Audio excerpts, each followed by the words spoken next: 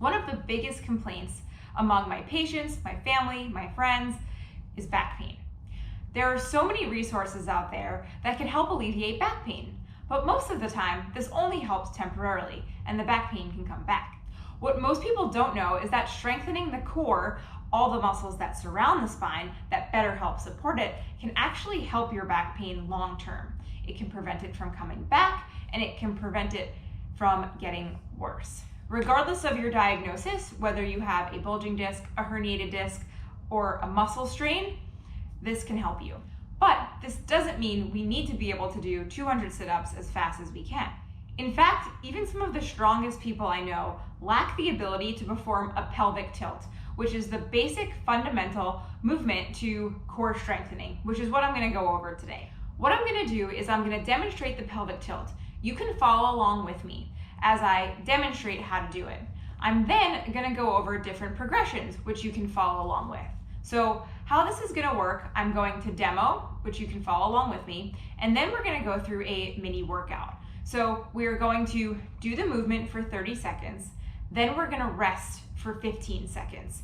During that rest, I'll go over progression. So if you feel that you can do the movement, you can watch my progression and do the next one. If you feel like that was a challenge, stay where you are and continue to do that movement. Follow along with me, but watch my demonstration first. First, I want to talk about how the pelvis moves. The pelvis can move anteriorly and it can move posteriorly. We don't want to be too far forward or too far backward because that can put strain on our low back. I want you to try tilting forward, tilting backward. So try this. Tilt forward, tilt backwards. We want to find the middle ground. So not too far forward, not too far backward, somewhere in the middle. We're going to work on doing this laying down. So if you have trouble doing this in a kneeling or standing position, let's lay on our backs and give this a try. Here in my back, my knees are bent, feet are flat, I'm completely relaxed. There's a small gap that exists between my low back and the mat. This is because we have a lumbar curve which runs in this direction, so it slightly curves towards the front of our body. What we're going to do is we're going to flatten that curve and press our low back down into the mat. So I am gently tilting my pelvis from a more anterior position to a more neutral position by stamping my low back down into the mat. As I do this, I'm going to tighten up my abdominals as if someone was going to punch me in the stomach, nice and tight. So let's do this together. We're just going to move through this for about 30 seconds. You're going to go at your own pace. Everyone's going to go different, but I don't want you to go super fast. I want you to go nice and slow. So let's do this together. Follow along with me. Press your low back down to the floor and then relax.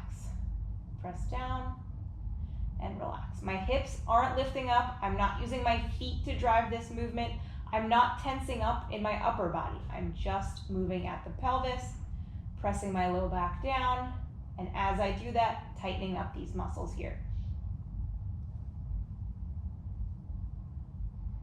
And we'll just do this a few more times.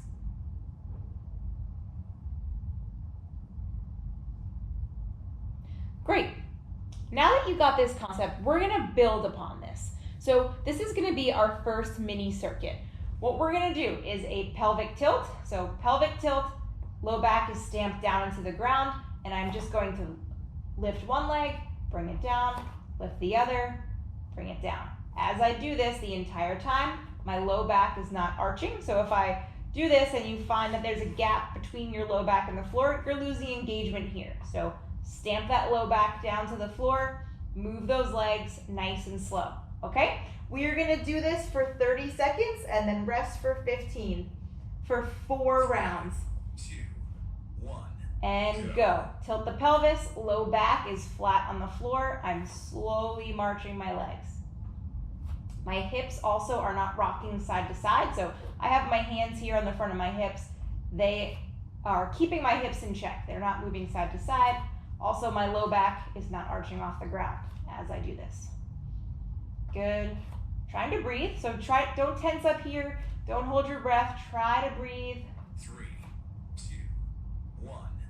Rest. and rest. Okay, if you're ready for the next progression, now we're gonna do the same thing, but keep your legs at a table. You're gonna start with your legs at a tabletop, pelvic tilt, and then tap down. 3, Only if you're ready. 1, go. Otherwise, stick with the first progression, okay? So here I am, low back is not arching off the mat. We are gently tapping your feet to the floor. Again, keeping those hips in check, upper body relaxed, and breathing. Lots to think about here. The key is to move slow, controlled, and keep that low back flat. Good job, keep moving. 3, 2, 1, rest. And rest. You can rock your knees from side to side. The next progression is going to be tapping your feet out further away from your body, okay? Otherwise, we're just doing progression 1 go. or progression 2, where we're just tapping here. So the further you move your legs away from your body, the harder it is for your body to control.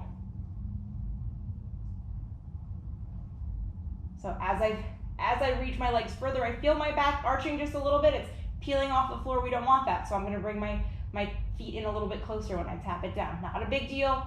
Just go where you can do it correctly, but it's also a challenge. 2, 1, rest. And rest. If you feel yourself holding your breath, take a deep breath, rock your knees side to side. I'm going to go back to progression 1 for this last set. Okay? Feel that arch between your low back and the floor. Go. Now flatten that back. Keep your hips in check, slowly marching. One leg up, one leg down, one leg up, one leg down. Nice job. Try to keep breathing here. Make sure everything's nice and tight. Good.